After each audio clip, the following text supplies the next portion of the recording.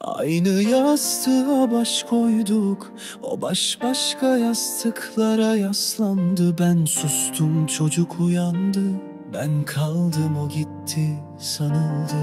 Sevda dediler, zehir sundular, bir çocuk gülüşü tuttu beni. Kendimden geçerken ona ağlayarak gülümsedim. Alev almış bir iç çekişim var, söndürmeye kıyamam. Çünkü içinde bir çocuk uyuyor ve o en çok beni ben yapıyor. Gitmek kolaydı ama gözleri vardı, bana benzeyen kaldım.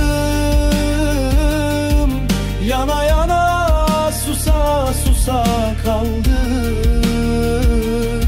Aldatılmak mı yoksa bilip de susmaktır?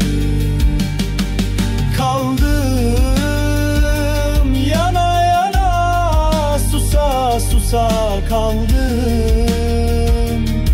Aldatılmak mı yoksa bilip de susmak mı?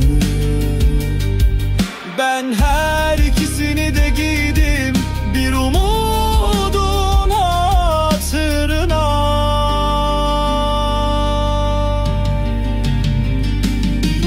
Kaldım.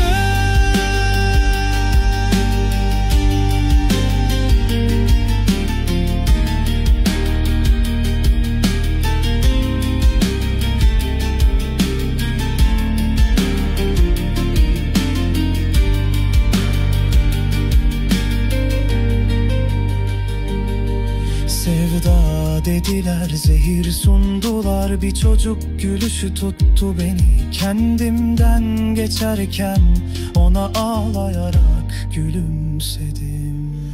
Alev almış bir iç çekişim var, söndürmeye kıyamam. Çünkü içinde bir çocuk uyuyor ve o en çok beni ben yapıyor.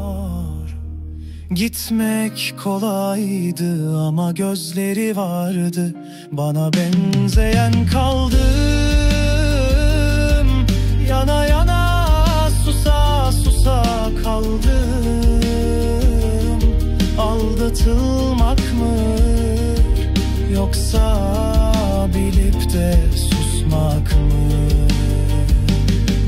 Kaldım.